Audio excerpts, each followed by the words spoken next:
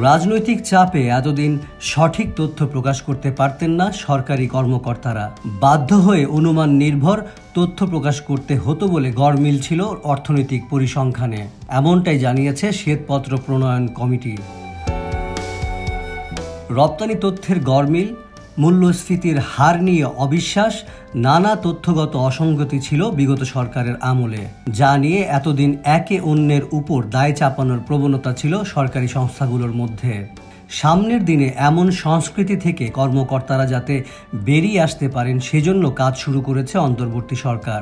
এরই ধারাবাহিকতা সরকারের তথ্যপত্র তৈরির সাথে সংশ্লিষ্ট 24টি সংস্থার প্রতিনিধিদের সাথে বৈঠক করেছে শ্বেতপত্র প্রণয়ন কমিটি।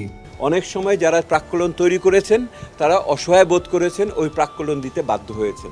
এই কথাটা অনেক বড়ভাবে এসেছে। তথ্য প্রকাশে এখন আর ভয় নেই উল্লেখ করে সঠিকভাবে তথ্য উপস্থাপনের আহ্বান জানান শ্বেতপত্র প্রণয়ন কমিটির প্রধান। আপনাদের আমরা বুঝিয়েছি আমরা একই পক্ষে, আপনাদের কোনো আমরা ধরতে আসি নাই।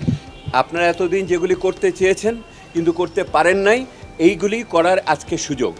একই সাথে মোট দেশজ উৎপাদন, জাতীয় আয়, মূল্যস্ফীতি এবং এডিপির প্রাক্কলনের ভিডিও দুর্বল বলে মনে করেন এই কমিটি।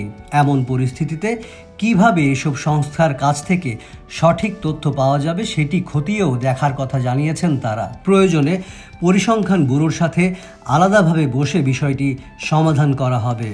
আমরা দেখতেছি এই প্রক্রিয়াটা কিভাবে করে হয়েছে এবং সেই প্রক্রিয়া যদি আগে খারাপ থাকে পরবর্তীতে প্রক্রিয়া কি আরও খারাপ হয়ে গেল কিনা সেটাই দেখব।